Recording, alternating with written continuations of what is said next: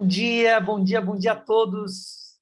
Mais um dia de leitura dinâmica, lendo o livro Por que Tarda? O Pleno Avivamento. E vamos terminar o livro hoje, ler as últimas 20 e poucas páginas. O livro está incrível, falando sobre essa conduta distorcida, né? De prego uma coisa, faço outra. É bem interessante isso, e nesse sentido, eu coloquei no grupo um vídeo do Caio Fábio, que está fantástico, né? Ele traz essa figura dos Elohims e das figuras que são descritas na Bíblia, quase como os alienígenas, né? São figuras que não têm essa constituição humana, e as pessoas não entendem esse lugar, que não há essa constituição humana. Então, ele vai descrevendo isso, etc., e tudo para falar, bom, o que vai acontecer se os crentes, né, virem Jesus, que não é essa figurinha que você, ou que desenho, né, de olhos azuis, cabelos não sei o quê, papai, ele descreve isso, né, ele fala, não tem nada a ver com isso. E se você não tiver absolutamente nenhuma perspectiva ou expectativa de que Jesus fisicamente, ou a aparência dele é assim, o assado, aquilo que vier você vai aceitar. Senão, você vai ficar com conceitos na sua cabeça, etc.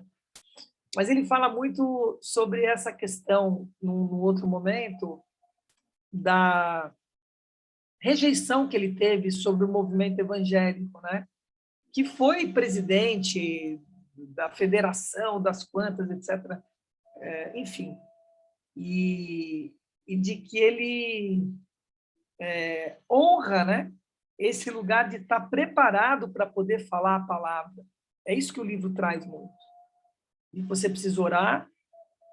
A oração é muito importante para essa conexão, acima de tudo para a conexão. Oração, conjuro, mantra, invocação, tudo isso. Não é só oração. Um adendo aqui bem importante. Não é só oração.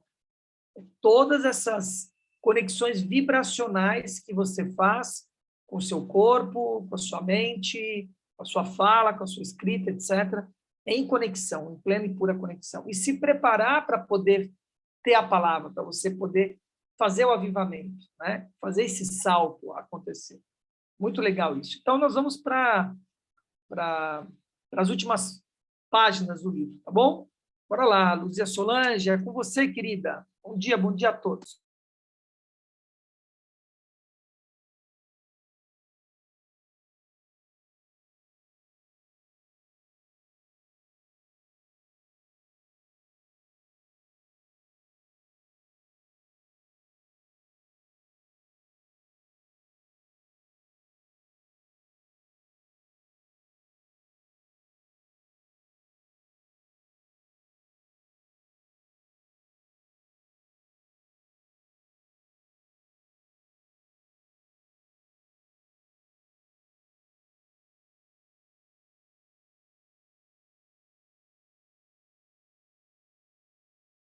Capítulo 16. Dá-me filhos, senão morrerei. É imprescindível que tenhamos um avivamento, pois as portas do inferno estão escancaradas para esta geração depravada. Precisamos de um avivamento, e dizemos que o queremos. Entretanto, apesar de os crentes superficiais de hoje quererem que o céu se abra e Deus derrame um despertamento sobre nós de forma mecânica, a verdade é que ele não mecanizou seu glorioso poder para ajustá-lo ao maquinário religioso de hoje, que funciona a poder de relógio.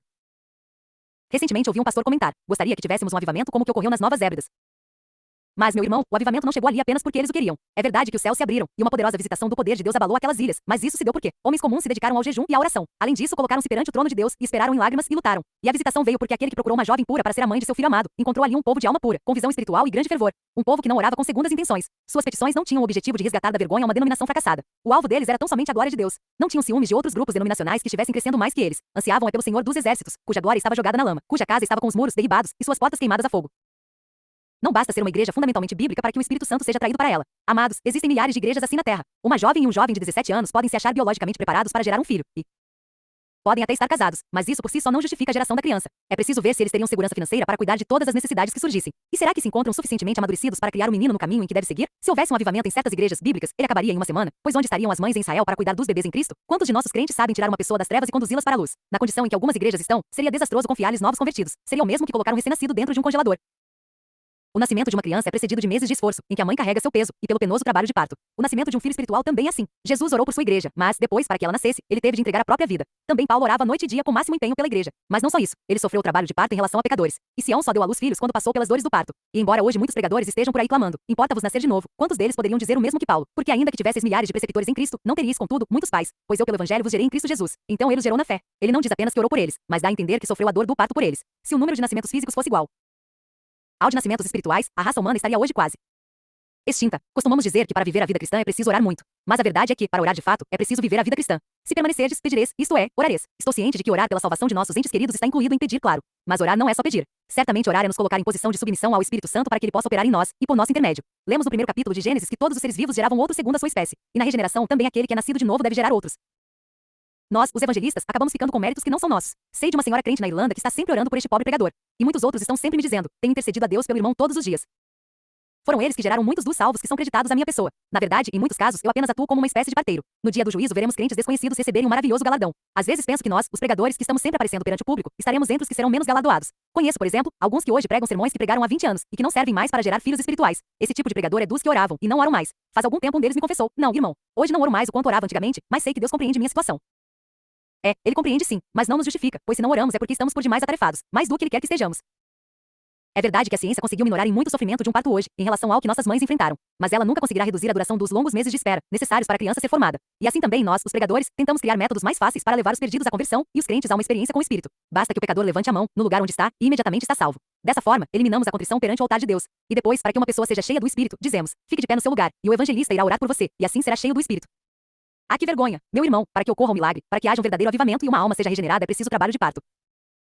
Assim como na gravidez a criança em desenvolvimento causa perturbações no corpo da mãe, assim também o corpo do avivamento que cresce na igreja causa perturbações nela. A mulher que aguarda o nascimento de um filho se cansa mais à medida que o dia se aproxima, e muitas vezes passa noites em claro e derrama lágrimas. Assim também, muitas vezes, os intercessores sentem o peso das iniquidades da nação e derramam a alma perante Deus em favor dela a altas horas da noite. Há casos em que a mulher grávida perde a vontade de alimentar-se, ou é obrigada a abster-se de certos alimentos em benefício da vida que carrega no ventre. Assim também os crentes que se sentem envergonhados com a esterilidade da igreja fazem jejuns e são levados, por um grande amor aos perdidos, a permanecer em silenciosa intercessão perante o Senhor. Da mesma forma como as mulheres, até certo tempo atrás, procuravam evitar aparecer em público quando se aproximava a hora do parto. Também aqueles que sofrem a dor de parto pelos perdidos procuram recolhimento para buscar a face do Deus Santo.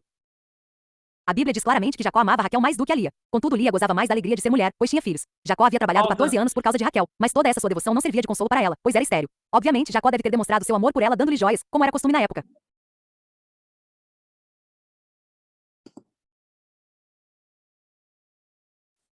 Então, quero chamar a atenção de novo aqui, porque apesar de no começo do livro ele trazer algo de que ele não vai comungar ou ser parcial com o movimento A ou B, cristão, evangélico, etc., ele traz uma fala de algumas certezas de que falta discernimento, né? Não há má intenção, mas falta discernimento. Então, aí está bem claro, ele faz o exemplo do sofrimento que eu falei ontem, e coloquei um áudio longo no grupo sobre isso, ele faz a referência do sofrimento com a mulher e as dores do parto, essa coisa toda. Como se isso fosse acontecer com todas as mulheres e desta forma. Essa é a grande questão, o grande problema. E mesmo que acontecesse com todas as mulheres dessa forma, não significaria que elas iriam ter isso de uma forma sofrida, com sofrência. Ela poderia passar por tudo isso, por tudo.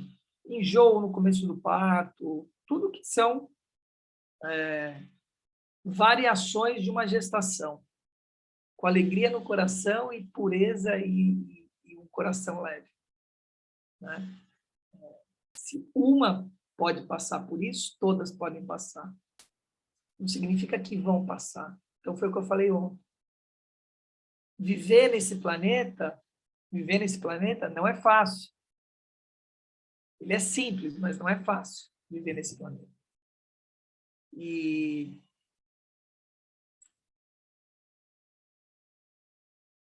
quando a gente toma consciência desse lugar, de que felicidade é uma decisão e não uma condição, né? De que o sofrimento é a dor não ressignificada, ou seja, avança na sabedoria da história, nós podemos passar por todos os perrengues que a gente tem na nossa existência com um sorriso largo e uma alegria no coração. Simples assim, como eu estou dizendo. Falei hoje, dormi, sei lá, 20 minutos. E eu estou aqui, inteiro, na história. Né? Simples. E eu estou dando só como exemplo, não estou falando que eu sou o fodão da história. Não confundam esse lugar. Separem o joio do trigo. Nossa vida, ela é modelagem.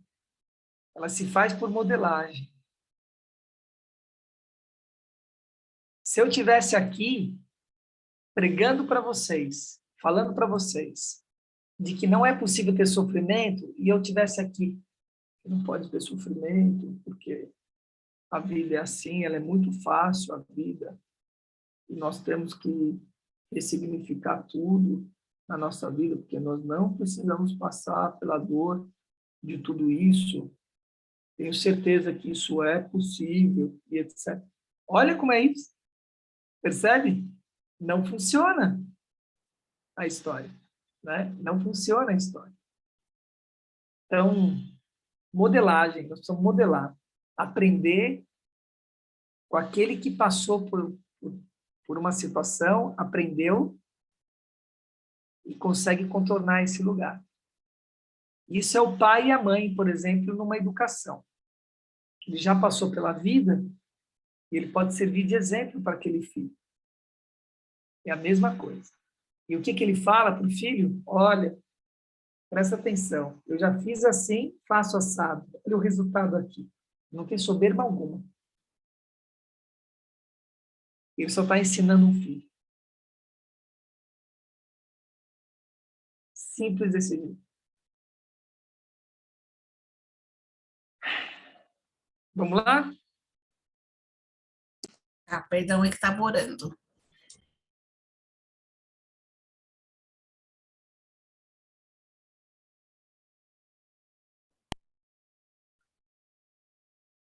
Ele continuou rodando aí? Eu acho que ele continuou rodando, viu, Solange? Tem que voltar um pouquinho aí. E continuou rodando, né? Agora eu não sei, Então, né? pode eu sei onde está. Compartilha aí que eu te falo.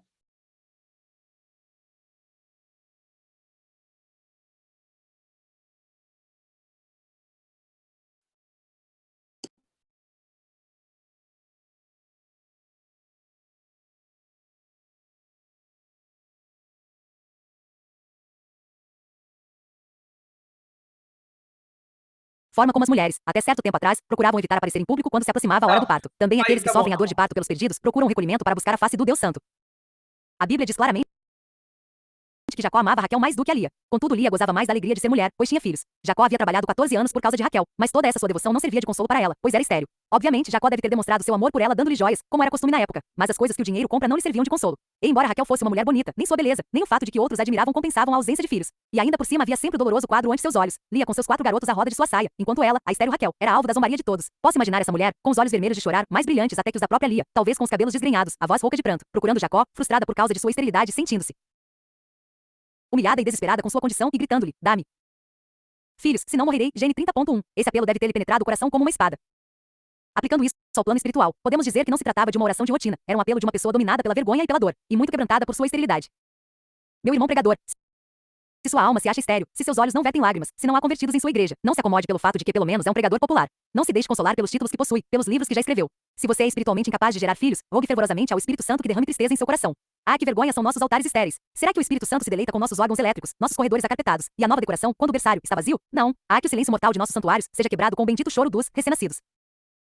Não existe uma fórmula única para avivamento. Embora nasçam crianças todos os dias em toda parte, sempre da mesma forma, são todas diferentes umas das outras. Assim também em todas as eras têm havido avivamentos, gerados pelo mesmo processo, angústia de alma, oração incessante e preocupação com a esterilidade. Mas todos eles são diferentes entre si.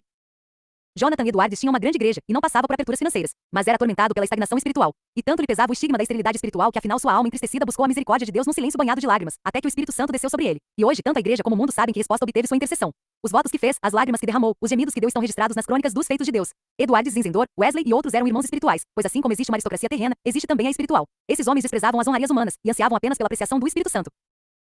A história política e militar dos povos gira em torno de indivíduos. Ela contém um sem número de nomes daqueles que chegaram ao poder e fizeram o mundo tremer. Pensemos no gênio maligno de Hitler, por exemplo. Quantos reis ele derrubou? Quantos governos depois? Quantos milhões de pessoas mandou para o túmulo? Ele foi, para a nossa época, um flagelo pior do que as 10 pragas para o Egito. Ele queria fazer uma coisa e a fez. A Bíblia diz que nos últimos dias os ímpios irão praticar impiedade, mas o povo que conhece ao seu Deus se tornará forte e ativo. DN 11.32b. Quem se tornará forte e ativo não são aqueles que cantam hinos sobre Deus, nem que escrevem a respeito dele, mas os que conhecem o seu Deus. Falar sobre alimentos não enche o estômago de ninguém. Conversar a respeito de conhecimentos não deixa ninguém mais sábio. E falar sobre Deus também não significa possuir o poder do Espírito Santo. Devemos meditar bem no fato de que sempre que há um avivamento, é porque um setor da igreja se purificou e se inclinou e se prostrou diante de Deus em intercessão e súplica, em favor de uma geração agrilhoada com falsas religiões, e enferma com os milhões que perecem, que se dispôs a esperar em Deus. Esperou dias, semanas e até meses, até que afinal o Espírito operou no seu meio, e o céu se abriu para derramar as bênçãos do avivamento.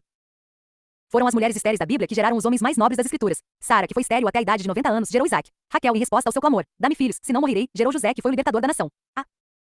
A esposa de Manoá gerou a Sansão, outro libertador. Ana, de alma batida, chorou no santuário, fez uma promessa a Deus, perseverou em oração, ignorou a zombaria de Eli, derramou a alma perante Deus, e foi atendida, pois gerou a Samuel, que se tornou um profeta de Israel. Ruth, que além de estéril era viúva, encontrou misericórdia diante do Senhor e gerou a Obed, que gerou a Jessé, que por sua vez foi o pai de Davi, de cuja linhagem veio o nosso Salvador. Isabel, que era já bastante idosa, gerou a João Batista, a respeito de quem Jesus afirmou que não havia profeta maior que ele, dentre os nascidos de mulher. Se essas mulheres não tivessem se sentido humilhadas pelo fato de não terem filhos, que homens valorosos a nação teria perdido. Assim como uma criança ao nascer salta para a vida de repente, assim também acontece com o avivamento. No século XVI, o escocês João Knox, repetindo o clamor de Raquel, orava: dá-me a Escócia, senão morrerei. Knox morreu, mas enquanto existir a Escócia, ele estará vivo. O mesmo se deu com Zinzendorf, que acabrunhado e envergonhado pela falta de amor e pela esterilidade espiritual que caracterizava as igrejas dos morávios, se quebrantou e se deixou guiar pelo Espírito Santo até que de repente, o avivamento veio, no dia 13 de agosto de 1727, uma quarta-feira, às 11 horas da manhã. E assim teve início o despertamento dos morávios, que deu origem a um grupo de oração que durou 100 anos, que por sua vez, promoveu o surgimento de um movimento missionário que levou o evangelho aos confins da terra. A igreja de nossos dias devia estar mais empenhada em evangelismo que gere filhos, mas na realidade está mais envolvida em programas estéreis. É verdade que as técnicas de parto se modificaram bastante com o avanço da ciência, mas como já dissemos, e vamos repetir, a ciência, esse Deus dos médicos, não pode reduzir o tempo de gestação. Irmãos, nós estamos perdendo a batalha no fator tempo. O pregador e a igreja estão ocupados demais para orar. Estão mais atarefados do que Deus gostaria que estivessem. Se dermos nosso tempo para Deus, ele nos confiará vidas eternas. Se resolvermos reconhecer a nossa potência espiritual, ele fará sobressair nosso direito como o sol ao meio-dia. A igreja hoje tem uma multidão de Compartilhe isso. Gratidão só. Queridos, olha que importante ele está falando aqui. O avivamento, eu queria, ontem eu estava querendo fazer isso, vou fazer isso agora.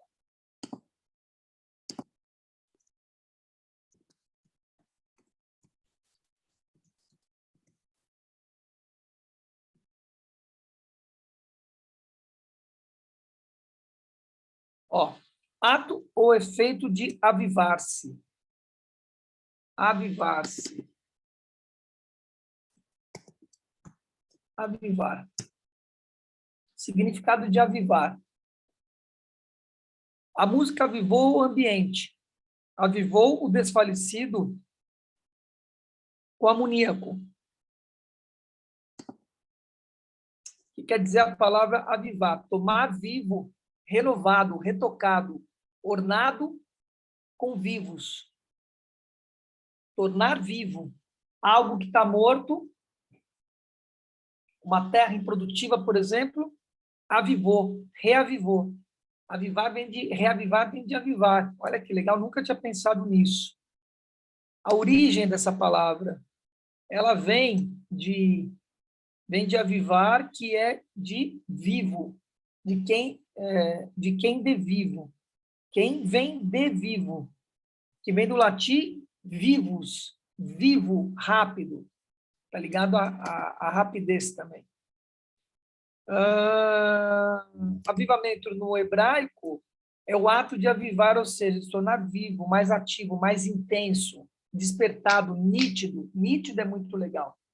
Um termo bastante usado no âmbito religioso para se referir a um período de renovação espiritual, de nitidez. Olha que legal. E você perder a nitidez, você ganhar essa nitidez. Isso é muito legal, pensar sobre isso.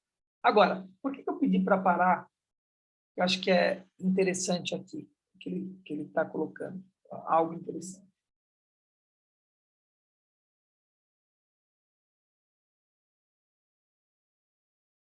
vai acontecer um avivamento para alguém que nem está pensando sobre a espiritualidade. No caso da espiritualidade, por exemplo, se fosse no caso do terreno que eu falei que estava infértil, tem lá um terreno infértil.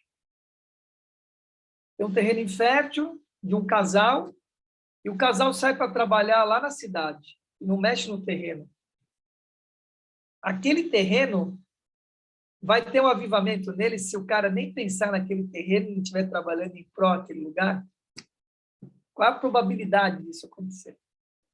Você veja, me vê agora a cena de Noé e a história da remissão, porque ele teve o avivamento. Então, se a gente assiste Noé, o que acontece? Noé pega a mulher, acho que é Sara também, esse é o nome da esposa de Noé, pega Noé, pega os 3 filhos e fala: nós vamos ir para tal região. E ela fala: mas nós vamos ter que passar na terra perdida, na terra proibida. Tem uma demarcação, e depois daquele lugar é tudo destruído. Lembra dessa cena, Solange? Você assistiu Noé? Então assista Noé, que é um filme muito legal. O moderno nesse novo. Eles estão indo para esse lugar e tem uma demarcação assim bem clara, que depois de lá é uma terra devassada. Tem nada, tudo queimado, etc. E quem mora lá? Os seres de pedra. Quem são os seres de pedra? Os anjos caídos, presos no plano da terra. E ele fala: mas Deus falou para a gente passar por aqui e ir para tal lugar, nós vamos passar aqui. E ele enfrenta os seres de pedra, eles passam a ser aliados dele, e ele tem que chegar até um morro. Por quê? Porque ele tem que visitar o avô. Quem que é o avô dele? É o cara que fez o Silêncio dos Inocentes, sabe? Aquele ator que fez Silêncio dos Inocentes é o avô dele, esqueci o nome dele agora. E ele está numa caverna em cima desse morro. Ele vai visitar o avô dele, que é quem? Matusalém. Cara, é muito bom. E Matusalém dá uma frutinha para ele que faz com que ele vá numa outra dimensão. Saia daquela dimensão e vá numa outra dimensão. E ele tem algumas visões. Ele desce do morro, entra dentro da tenda, chapado, e ele fala, Matusalém fala: você tem que plantar essa semente. O que acontece na semente? A hora que ele acorda, cara, tudo à volta dele é uma floresta. Aquilo que era terreno só, aquilo que era nada, de uma noite para outra, vira uma floresta, para que ele tivesse as madeiras para construir a arca. Em uma noite, se transforma em uma floresta. Remissão do tempo. De 2 peixes, vários peixes. Remissão do tempo. Agora, para quem? Para quem foi, quem atravessou o terreno, quem enfrentou os seres de pedra, entendeu? Não é tá do nada, de repente, terreno, não vai acontecer vivamente nesse sentido. Um renovar, uma renovação, né? Um viver, um reviver. Se você tem que reviver, é porque você não está vivendo. Ninguém revive aquilo que você está vivendo. Como é que você vai despertar Lázaro se ele não morreu? Tem que morrer para reviver, para renascer. Tem que estar numa terra deserta, inóspita, para criar essa floresta. Pegaram o código? Beleza? Vamos continuar. Bora lá. Que tá...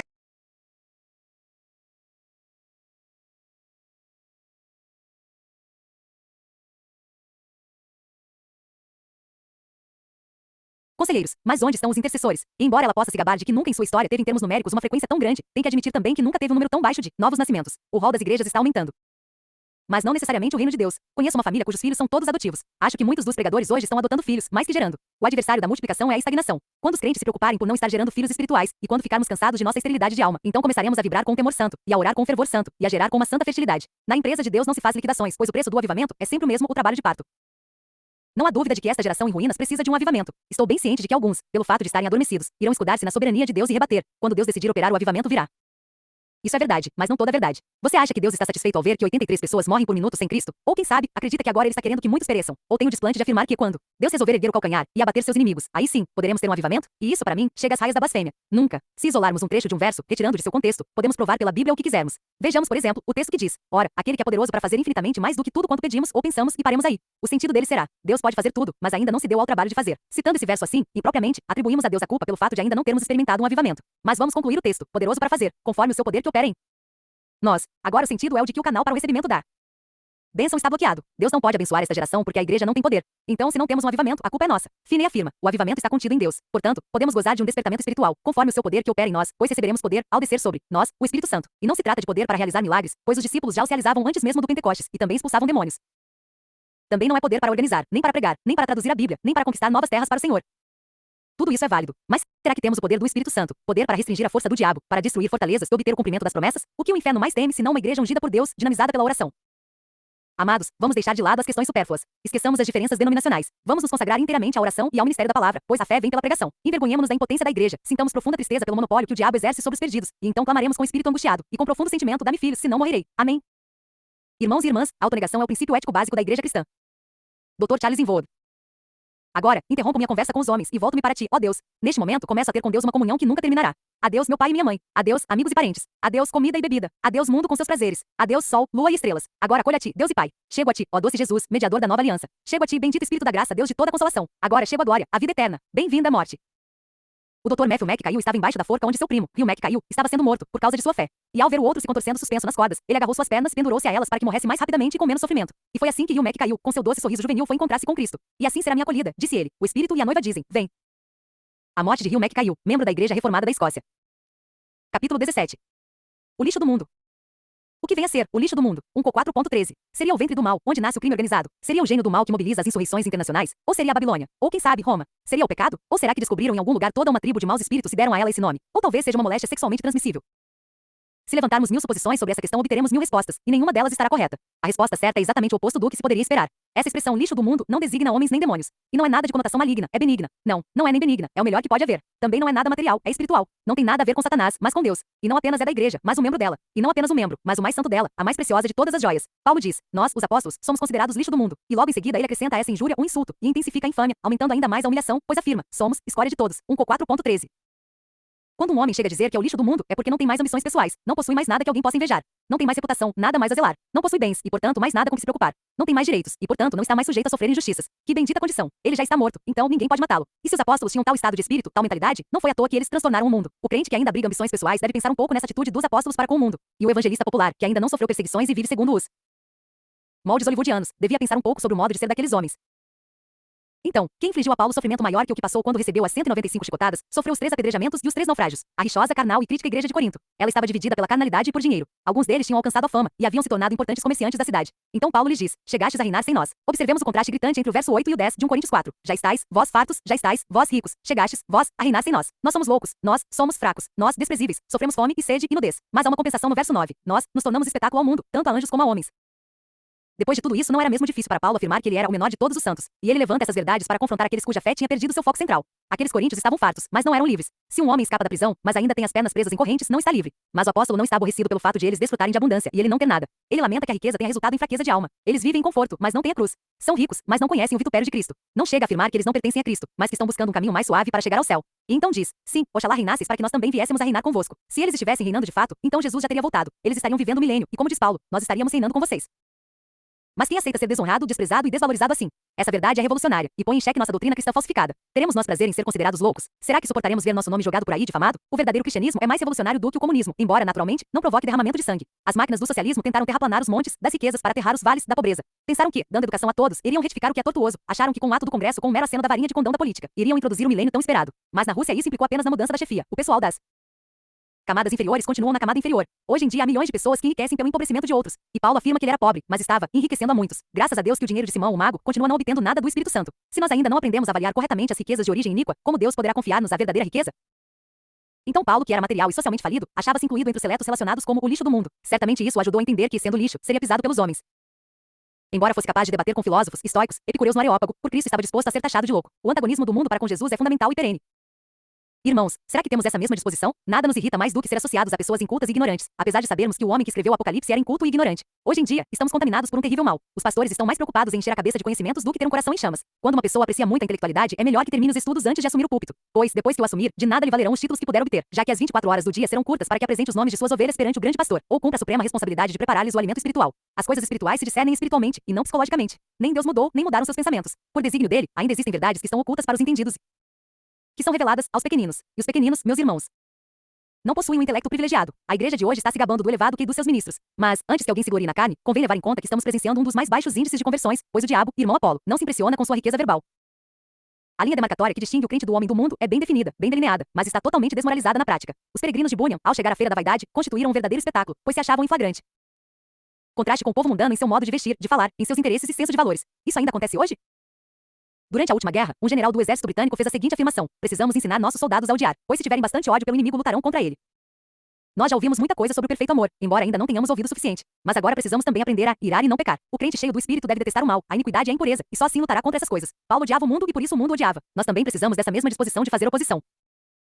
O evangelista Stanley escreveu Dark Star da África, a face escura da África, e o general Buff, fundador do Exército de Salvação, Dark Star England, a face escura da Inglaterra, em meio a forte oposição. O primeiro falava das florestas impenetráveis, de árvores altíssimas, com seus leopardos à espreita, suas serpentes traiçoeiras e com os espíritos das trevas. Buff via as ruas da Inglaterra com os mesmos olhos com que Deus as via, a lascívia, os esgotos de pecado, a cobiça do jogo, o perigo da prostituição. E então levantou um exército para combater essa situação em nome de Deus. Hoje nossas próprias ruas são campos missionários. Esqueçamos por um pouco que nossa sociedade é civilizada, pois é possível uma senhora elegante, de belas maneiras e voz suave estar tão longe de Deus quanto uma selvagem da tribo Mau com seu saiote de capim. Em nossas cidades campeia a impureza. O crente que passa as noites em frente da televisão, a devanear, está com o cérebro morto e a alma em falência espiritual, e vivendo assim, indiferente à licenciosidade que impera nestes dias, a ponto de não chorar por causa da cegueira que domina o pecador. Faria melhor se pedisse a Deus que terminasse logo sua vida terrena. Hoje, cada rua de nossa cidade é um poço de pecado, bebida, divórcio, trevas e condenação. E se alguém tomar uma posição contrária a todos esses males, não deve admirar-se se o mundo odiar. Se fossemos do mundo, ele amaria o que era seu. Paulo declara firmemente: o mundo está crucificado para mim. Será que isso é demais para o crente do século XX? O morro do Gólgota recebia muitas visitas de curiosos que ali iam para assistir à humilhação dos malfeitores. E aquilo era uma verdadeira festa, zombava-se do sofrimento. Mas, no dia seguinte, quem eram os primeiros a chegar ao local? Os primeiros eram os urubus que iriam picar os olhos das vítimas e a carne das suas costelas. Depois eram os cães, que devoravam as pernas e braços dos infelizes. Assim, todo deformado com as entranhas à vista, o indivíduo era um espetáculo horrendo. E era assim que Paulo via o mundo crucificado, nada atraente aos olhos dele.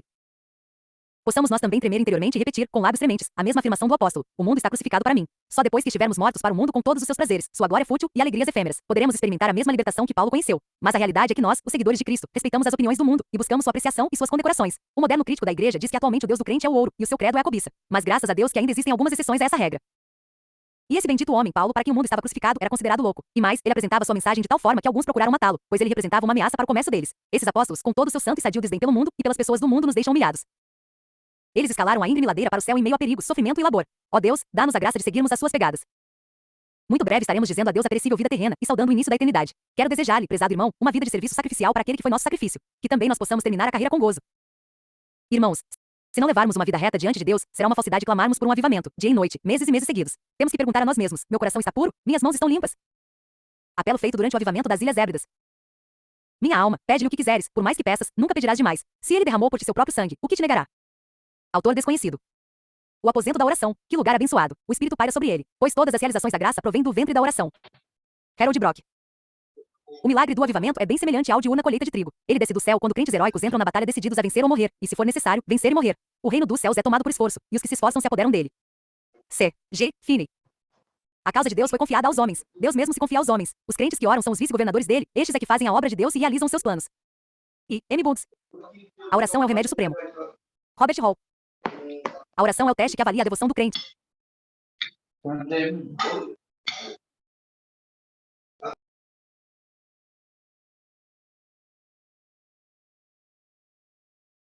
Crente. Samuel Chadwick. Capítulo 18. Uma oração com a dimensão de Deus. Os profetas do passado, homens totalmente guiados por Deus, tinham plena consciência da grandeza de sua missão e de como ela era impopular. E muitos deles, sentindo-lhe o peso, procuraram fugir a ela, alegando limitações pessoais. Moisés, por exemplo, tentou evitar aquele compromisso de que dependeria o futuro de toda a nação, argumentando que era gago. Mas Deus resolveu o problema providenciando-lhe um porta-voz, na pessoa de Arão. Jeremias também tentou furtar-se a tarefa justificando que era ainda muito criança. Mas, como já acontecerá a Moisés, a objeção humana não prevaleceu. É que Deus não chamava esses homens para irem às academias de sabedoria humana, apurar a personalidade, nem aumentar seus conhecimentos. Mas parece que ele como que agarra esses servos e os encerra num compartimento consigo. Se for verdade o que afirma o poeta Oliver Wendell Holmes, que sempre que alguém tem uma ideia nova sua mente se amplia e depois nunca mais volta às dimensões anteriores, então o que se dirá do coração? Que já escutou o sussurro da voz eterna. As palavras que eu, o Senhor, vos tenho dito, são espírito e são vida. Jó 6.63. Nossas pregações hoje se acham bastante debilitadas pelas citações que tomamos emprestadas daqueles que já morreram, em vez de recorrermos ao Senhor. Um livro é bom quando nos serve de guia, mas torna-se pernicioso quando nos acorrenta.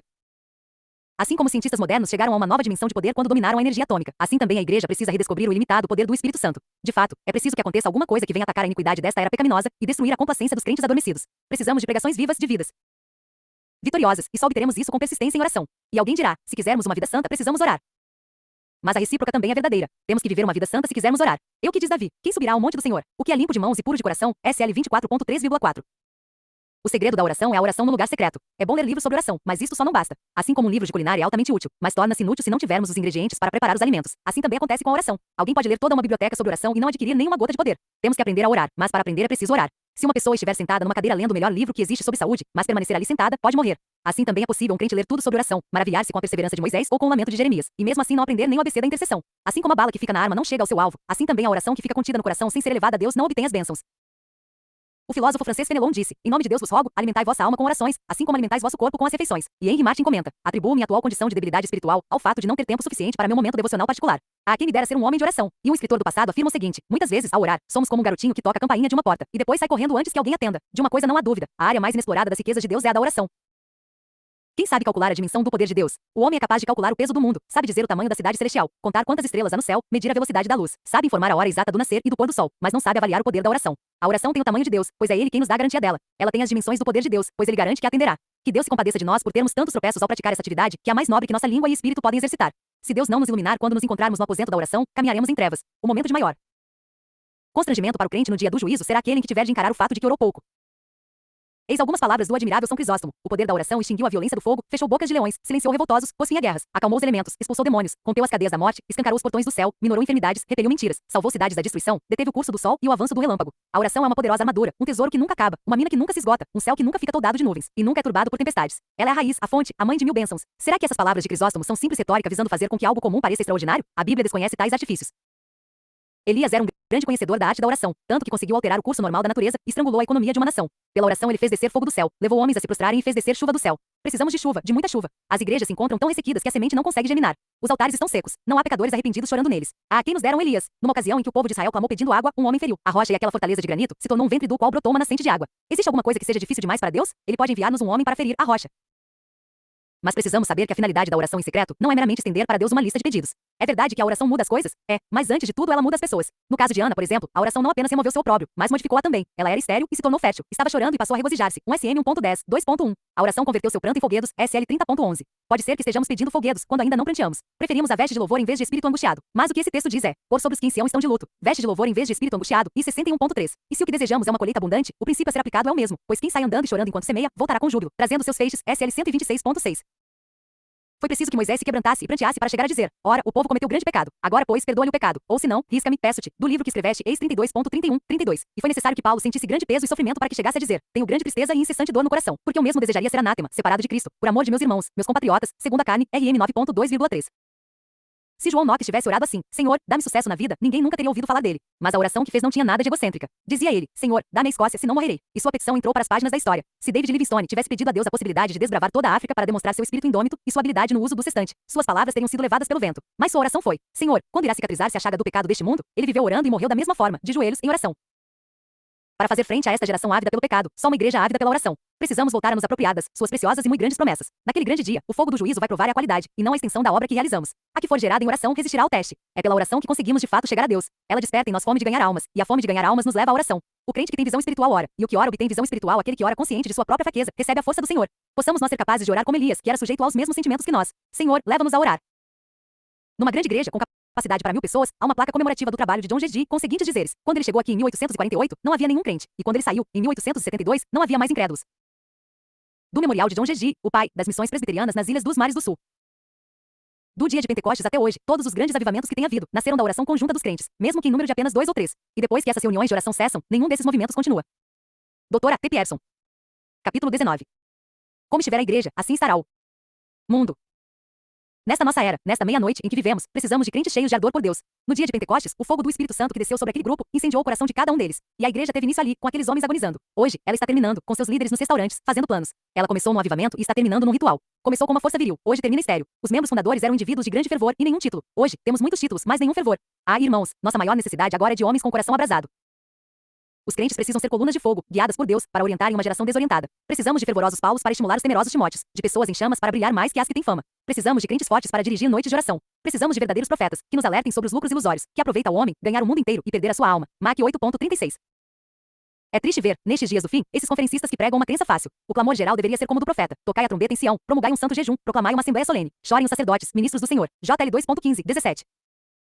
Comparados com o coração que conheceu o fogo de Deus, mas permitiu que ele se apagasse, os picos gelados dos Alpes são até quentes. Só um calor muito intenso pode derreter o metal. Removendo-se o metal do fogo, ele se solidifica. Assim também o coração humano sem o calor do céu se torna um iceberg. Se um pregador não possui o Espírito de Deus, seu gabinete de estudos não passa de um laboratório onde ele disseca doutrina e cultiva dogmas sem vida. É preciso unção para ensinar. A verdade tem que ser apresentada de forma incisiva, e a palavra de conforto deve transmitir vida, em vez de deixar o ouvinte sonolento. Precisamos urgentemente de crentes inspirados. Esta geração degenerada necessita de homens movidos pelo Espírito. Se nosso ardor não passar de uma mera chama humana, se nosso fogo nada mais for que um sectarismo carnal, será apagado pela ventania da iniquidade que vai esse tempo do fim. Neste momento, o mundo está sendo avassalado pelo impetuoso vento das falsas religiões e do cristianismo morno. E nós também, alertados sobre essas falsas chamas por homens sem ardor, acomodamos-nos a uma vivência cristã sem fogo espiritual. Incapazes de distinguir entre carne e espírito, os religiosos de hoje estão alardeando em manchetes bombásticas que já se divisa um novo boom espiritual. Mais uma vez o bom está tomando o lugar do que é melhor. Os sábios entenderão. Na verdade, temos motivos para nos alarmarmos. A luta está cada vez mais dura. Que Deus se apiede das nações, que hoje são vitimadas por religiões criadas por homens, castigadas pela presença de seitas humanas e condenadas por doutrinas de homens. Será que pode ter havido outra era pior que esta? Este é o preço que temos de pagar pelo progresso, esforço redobrado. Como estiver a igreja, assim estará o mundo. Se a sentinela dormir, os inimigos invadirão a cidade. O pregador deveria ter pelo menos um dia para preparar o sermão, e mais um para preparar o pregador que irá pregar o sermão. A inspiração é tão misteriosa quanto a própria vida, e ambos vêm de Deus. A vida, pela sua própria natureza, gera vida. Assim também, só crentes inspirados conseguem inspirar outros. Estamos precisando hoje de novos Josués para conduzir o povo de Deus à terra prometida da vida cheia do Espírito. Como o povo de Israel, nós já conseguimos escapar do Egito e do Faraó, que para nós são o mundo e Satanás, mas fracassamos em Cádiz Barneia. É que algo que pode ser um degrau para levar-nos a posições mais elevadas, acaba se tornando uma pedra de tropeço. Algo que deve ser apenas um portão de acesso à nossa meta, torna-se a meta em si. E algo que deve ser uma via de passagem, torna-se o ponto final da linha. Já abandonamos a pobreza do mundo, mas ainda não entramos na Canaã das riquezas de Deus. Imagine só, durante 40 anos o povo escolhido de Deus não presenciou milagres, nem recebeu respostas de oração, só tiveram morte, sequidão e trevas. E tudo por causa da incredulidade. O argumento deles foi: esses gigantes são grandes demais para nós. NM 13.17:33. E nossa resposta diante das dificuldades hoje deve ser: Senhor, peço-te que lhe abras os olhos para que veja. 2RS 6.17. Será que a mão do Senhor está encolhida e não pode salvar? E 59.1. Vamos vê-lo apenas como Deus do passado, o Deus das profecias, mas não do presente? O sermão de Pedro no dia de Pentecostes foi penetrante, além de fervoroso. A verdade bíblica ganhou vida. Mas o que ocorre é o que foi dito por intermédio do profeta Joel, Et 2.16. O escritor inspirado sentiu logo que essa espada do Senhor tinha um novo corte, de modo que a usou para tocar o coração dos ouvintes.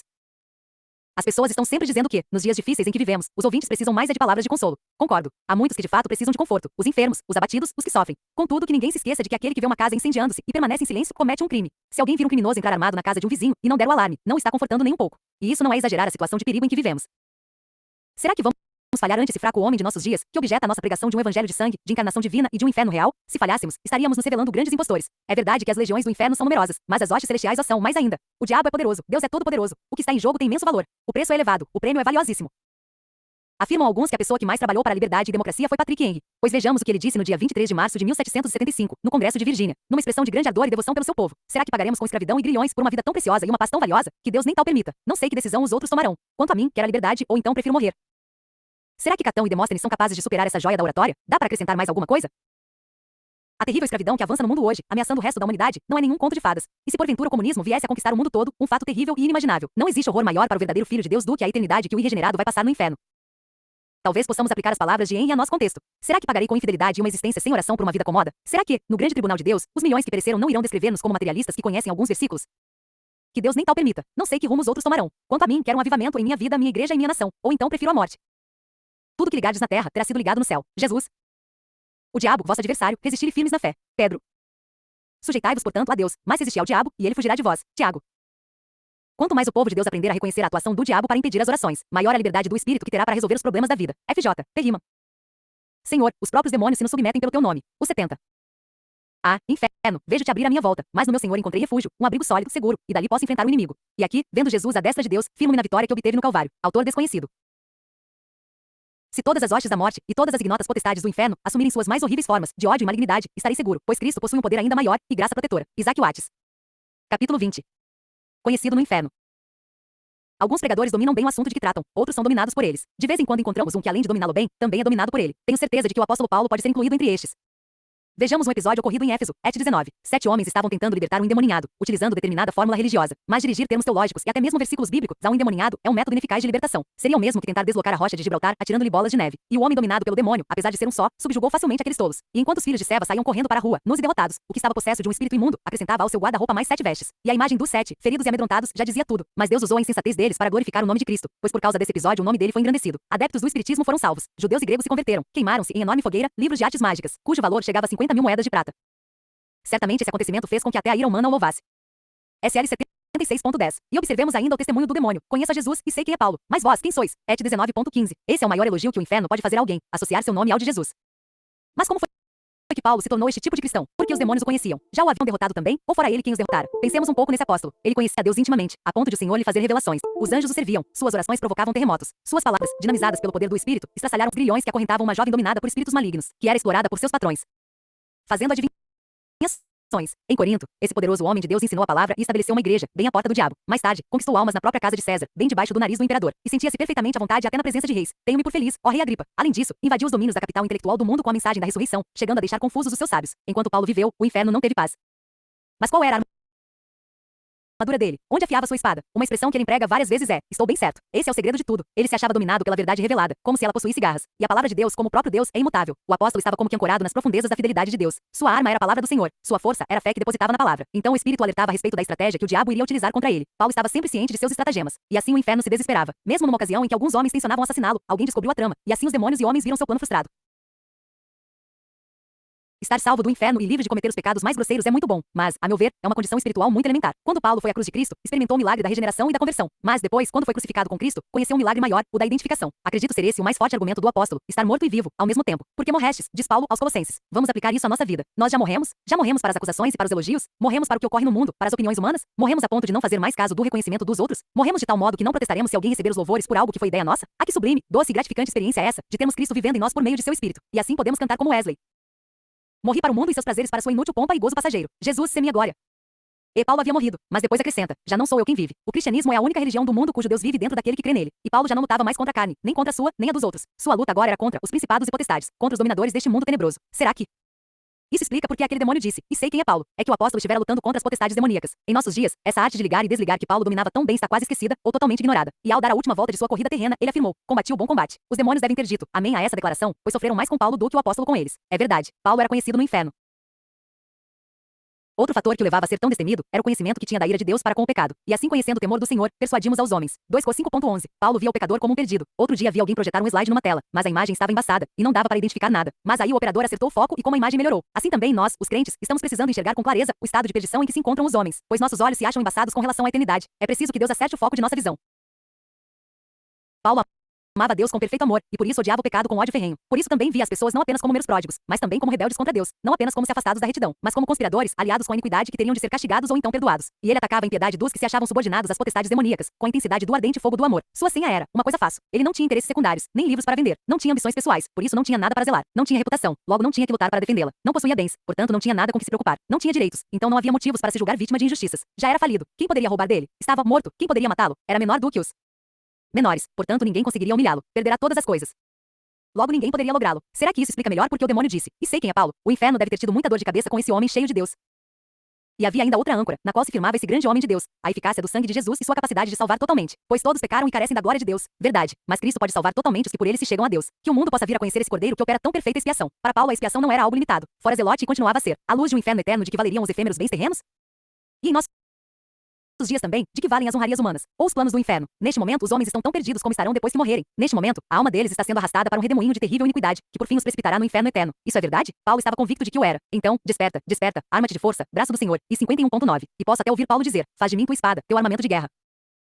Outra verdade sobre a qual Paulo se apoiava era a bendita certeza de que deixar o corpo era habitar com o Senhor. 2 Cor 5.8. Para ele não há o sono da alma, nem aquele interminável estado intermediário, nada disso. Sair de uma vida é entrar logo na outra. Ante a ideia da eternidade, a linguagem era falha e a imaginação claudicava. E ele considerava as chicotadas, as cadeias, os jejuns, cansaços e dores como uma leve e momentânea tribulação que seria compensada pelo fato de que estaremos para sempre com o Senhor. Os demônios desperdiçaram sua munição contra Paulo. Portanto, é de se admirar que um deles tenha dito: e sei quem é Paulo?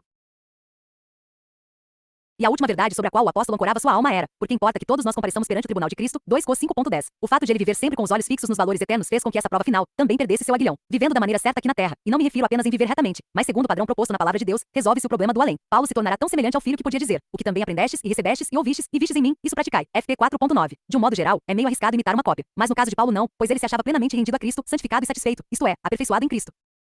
Será que alguém ainda acha estranho um demônio haver dito: e sei quem é Paulo? Eu não. Fim. Fim ou começo?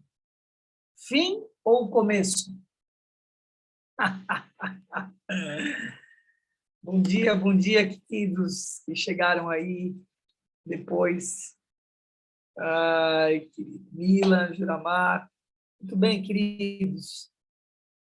Então, nós sabemos que Paulo, Abraão, Davi e Salomão são todos arquétipos, né? Melquisedeque, Matusalém, Noé, como também Sara, Maria, Míria, Guadalupe, Fátima, são todos arquétipos também, para que a gente possa modelar. É isso que é importante. Agora, faz-me lembrar uma passagem que o rabino Bonder, num livro chamado A Alma Imoral, recomendo esse livro para vocês, é muito bom, sobretudo a peça que a Clarice, uma amiga minha, faz. Há mais de 10 anos ela faz essa peça e é fantástica a peça, uma inspiração.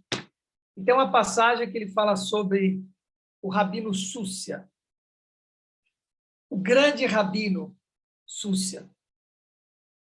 E acho que é muito pertinente nesse momento. Quem puder abrir as câmeras, abra. Quem não puder, não abra. Está tudo certo.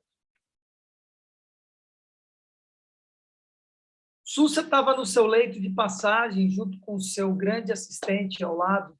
Estava há anos com ele. E esse assistente viu um temor nos olhos de Súcia num determinado momento. E perguntou a Súcia: grande Rabi, tu és o grande Rabi, por que temes? Eu vejo isso em seus olhos. O que acontece? Isso me causa estranheza, me passa esse temor, uma dúvida. Por que temes, grande Rabi? E o rabino Súcia fala para seu ajudante fiel: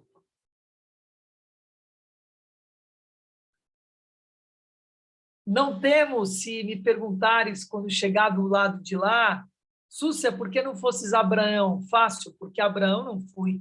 Tampouco temos, se perguntarem para mim, Súcia, por que não fosses Moisés? Porque Moisés não fui, tá fácil. A grande questão é perguntarem para mim, Súcia, por que não fostes Súcia? Essa é a questão. O inverso é verdadeiro. Súcia, por que fosses Moisés, já que não é Moisés? Por que fosses Paulo, já que não é Paulo? Paulo é um arquétipo. Paulo viveu o que tinha que viver na época dos romanos, etc., e é um grande arquétipo para que a gente possa se inspirar.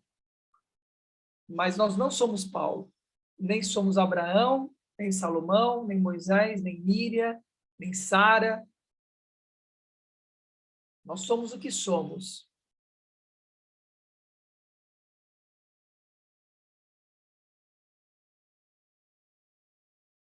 Alguma consideração final? Vandiane!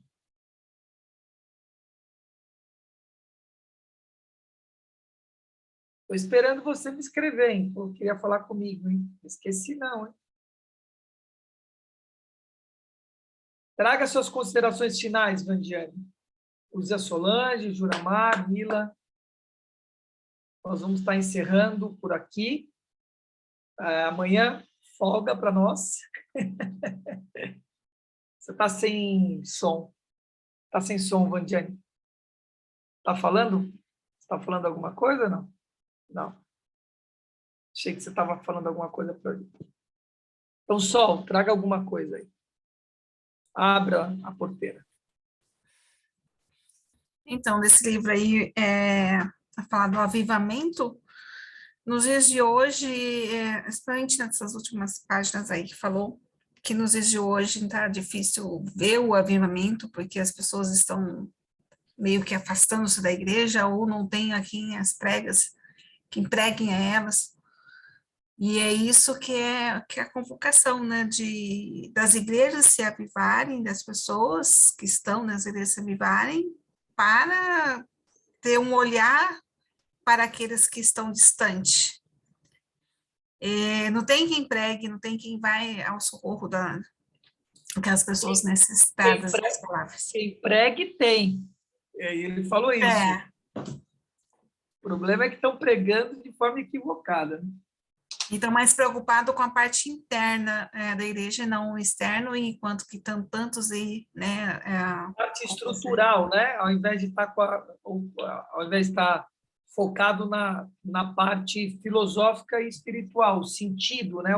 O porquê daquilo, né? Daquele momento. E em criticar aqueles que fazem.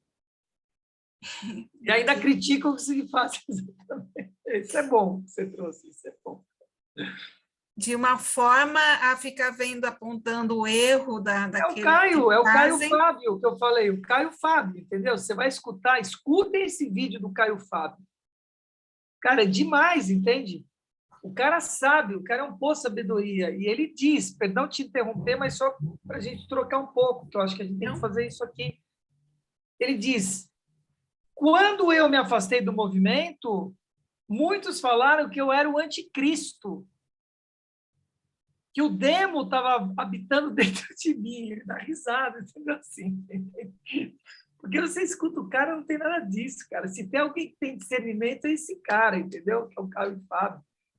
E tá com o Pondé, tá com o padre Fábio de Mello, tá só com o cara bala e fera, entendeu? Do lado dele, cara. Eu me lembro quando apareceu quando o padre Marcelo começou a pregar de uma forma diferente para as igrejas católicas, a cantar na mídia. Ele foi muito criticado, e é que ele levou multidões, e leva até hoje multidões. E sucumbiu, hein? A Globo, ao cristianismo e ao catolicismo, ele sucumbiu. Exato. E o padre Fábio de Mello também, né, muito criticado, só que ele já veio aí numa onda que abriu as portas, o padre Marcelo. O Caio Fábio eu acompanhei um tempo, mas depois eu me perdi, mas eu sei de muitas outras dificuldades que aconteceram lá atrás, porque eu estava dentro de uma igreja que se falava muito dele. Então, quando você vem com algo diferente, com algo estranho, você é criticado, não importa o bem que você esteja fazendo ao outro, mas aquele que não faz é criticado, é apontado, e é movido céus e terras para derrubar essa pessoa. Para defender o sistema, né? Exato, isso mesmo, defender o sistema com unhas e dentes. Não, a gente começou assim, pegou assim, começou assim, não é mudar nada e tem que ser desse jeito, e não estamos abertos a novidades, a atualizações. O que eu falo de Jesus? Sempre. Que Jesus não foi católico, Buda não foi budista, entendeu? E Kardec não foi espírita. E os caras criam uma coisa em cima de alguém que fez algo. Você vê a Unipaz aí, que eu tive muito tempo presente dentro da Unipaz, quem criou? Foi Pierre Rivaio que criou. Pierre morreu tão lá, entendeu? Querendo passar de geração para geração como se tivesse posse daquilo. Isso é muito doido. Teosofismo fez a mesma coisa com Blavatsky, entendeu? E assim por diante.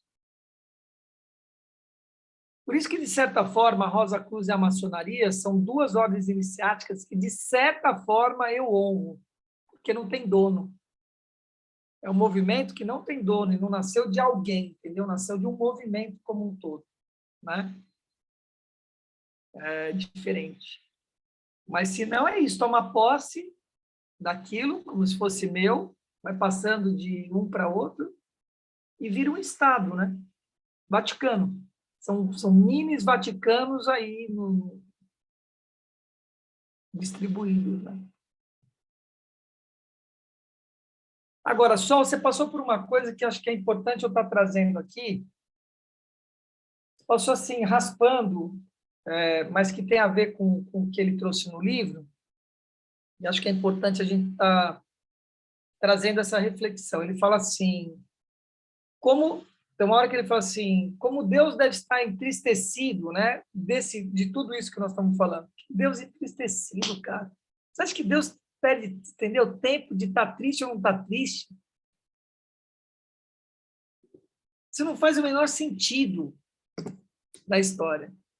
Por isso que existe causa e efeito. Você olha esse movimento que está tendo aqui, o que os judeus fizeram com Cristo? Qual que é a diferença dos rabinos e dos pastores da época que não comungavam com a ideia de Jesus com o que você descreveu agora, 2000 anos depois? Tem diferença? Então, homem é homem, mulher é mulher, terra é terra, fogo é água, água é água, não sei o que lá, entendeu? Proporção é proporção, 72, 24, 4, vai ter pastor pregando, não pregando, o novo. Isso já era antes, é e será, me parece, na história. As pessoas entendem o Apocalipse de uma forma equivocada, porque aquilo que se traduz como o fim dos tempos é fim de uma era. Lá está escrito era, eon. Você lê, é eon, está escrito lá. Que, na realidade, não sei se eu devo falar isso, mas é um anagrama de Noé, né? Se você virar, certo? Eon. Então, uma era. E aí você vê, o que Noé fez? Trouxe o dilúvio. É o dilúvio dos barcos, etc. Enfim, não vou entrar muito nesse lugar, porque tem mistérios aí, tem chaves aí muito importantes nesse lugar. Mas o Apocalipse nada tem a ver com o fim dos tempos, que vai morrer todo mundo, etc. Isso é uma bobagem, não é isso. Né? Querem juntar Gênesis com o Apocalipse, Antigo Testamento com o Novo Testamento. Caio Fábio, por exemplo, Caio Fábio, ele fala sobre isso com uma precisão, cara, junto com o Pondé. Eles colocaram Caio Fábio Pondé, ele fala exatamente sobre isso, que não dá para você juntar Antigo e Novo Testamento. Gênesis e Apocalipse como o começo e o fim de uma coisa, no caso, entendeu? Uma coisa com outra. Isso é maluco. Quer enfiar um elefante numa garrafa, não vai funcionar. Então, estou trazendo é que a gente vive algo que a gente já viveu. E ele traz algo à luz que é pertinente. Para quê? Para o despertar, para quem está preparado a despertar. Não é para todos. Para quem se perdeu e pode se corrigir escutando o livro dele, falar, uau, peraí, eu me perdi, cara, caramba, esse cara tem razão, deixa eu despertar. Esse é o real avivamento. Do perdido, que encontra o caminho. Daquele que está no movimento, que são esses 24%, que olha e fala, peraí, isso acontece na minha igreja, isso acontece no meu culto, eu estou fora desse lugar, estou fora. 24%. Os outros 72% vão continuar fazendo o que está fazendo aí, dando dinheiro para a igreja, o pastor lá, etc. E é gay, não é gay, pega todas as fiéis, aquela coisa toda que a gente sabe que acontece por trás, cara.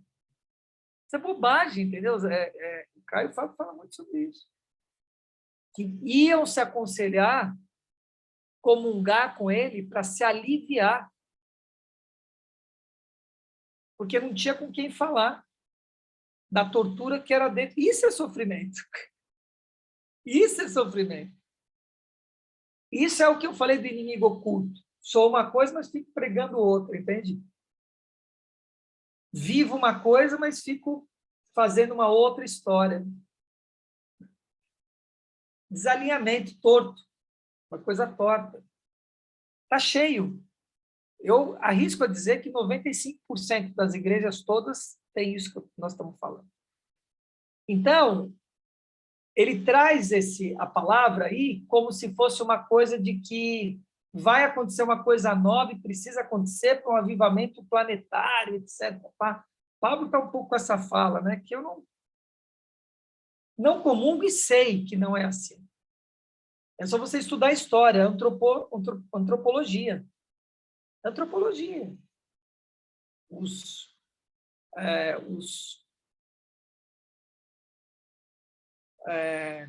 terroristas de plantão ambientalistas, ambientalistas terroristas de plantão, de que é o fim do mundo, do aquecimento global. Meu, só você estudar a geologia do mundo, entendeu?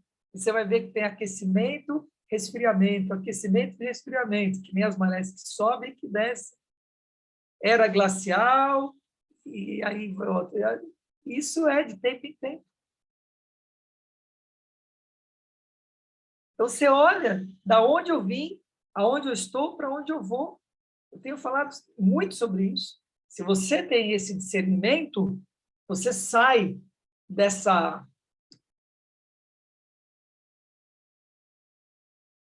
pseudo-salvação, entende? Você é a salvação. Você tem que salvar você, antes de tudo, para você poder ajudar alguém que está à sua volta, na sua encarnação. O resto é bobagem. Quero escutar você, Vandiane. Bora lá. Jorra, filha, jorra. Traz, tira de dentro. Se não morre. Hoje eu não quero falar, não. Só estou aqui Já está falando. absorvendo o que vocês estão aqui, que vocês estão falando. E o que você absorveu? Como é que Olha, bateu em você? Essa questão dos movimentos e algo assim que eu trouxe até para a nossa realidade, quando se fala de um movimento, de começar, de parar. E eu observo muito aqui na realidade que as pessoas, principalmente no contexto da igreja, começam um movimento, é aquela coisa, cessa a oração, cessa o trabalho. Tudo, é fogo de palha, inicia e para. E eu vi bem esse contexto aí na leitura do livro, cessa a oração, cessa o trabalho, começa o movimento, depois o movimento não dá continuidade. Uma fala aí da presbiteriana, aquele movimento lá. Eu anotei aqui, são todas anotações meio confusas. Assim. E eu percebo muito na minha realidade, no meu contexto, os movimentos assim, e esse livro veio bem de frente com a minha realidade de movimento. Você inicia, começa aquele alvoroço, faz toda aquela propaganda e, por fim, o movimento morre. Você não obtém nenhum resultado.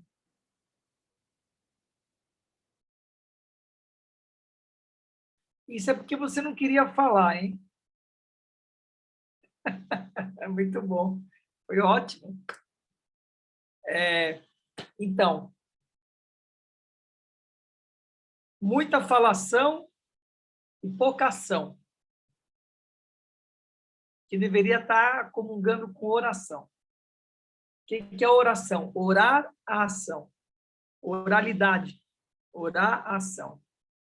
Esse é o lugar. Começar nesse lugar. Todo momento que a gente começa com 5 respirações conscientes, para você se centrar. Eu começo o movimento, a ti rendo graça, Senhor, porque Tu é bom.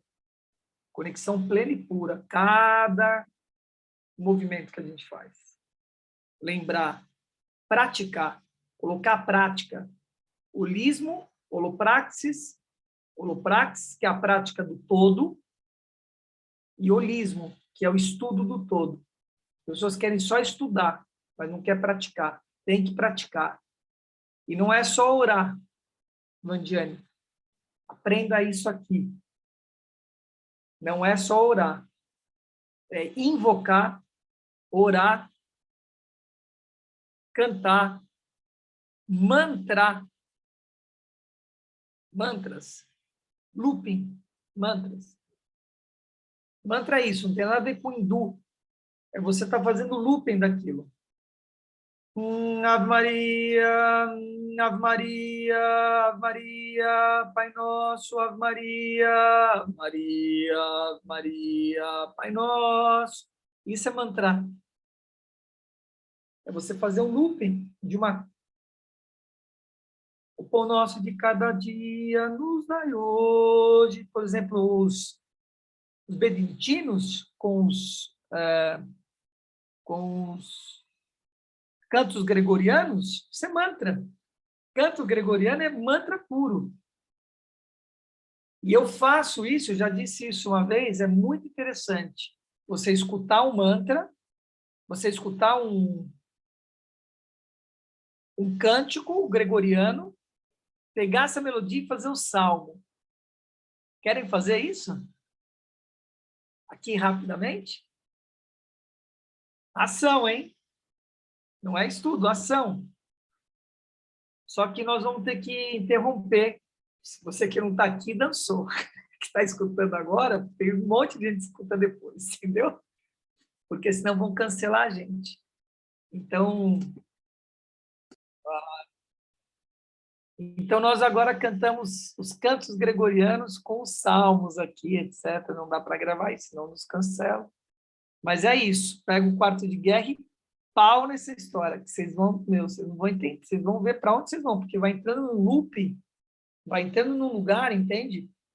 Que é isso, conexão, oração, mantra, invocação, mudras, isso aqui, ó, é o mudra.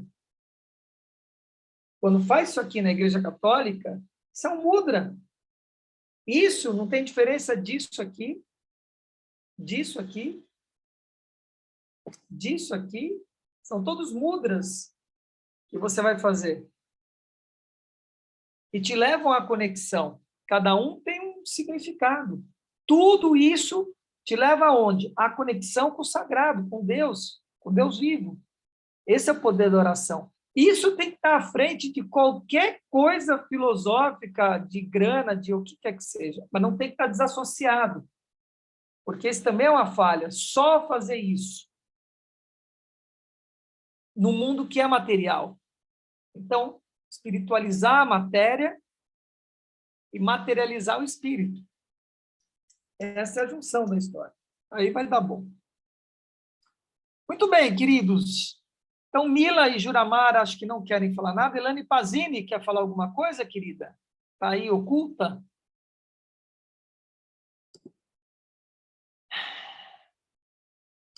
Não? Silêncio é uma prece. Dou-lhe uma, dou-lhe duas, dou-lhe três. Pedido para a senhora. Vandiane, gratidão pela sua presença essa semana. Espero que você esteja com a gente semana que vem, tá? E sempre. E a gente vai seguindo. Um beijo para vocês, lindo dia, um lindo final de semana para vocês, que a gente sinta a bênção que já é a nossa existência, tá bom? Lembrem, felicidade é uma decisão, não uma condição. Tchau, valeu!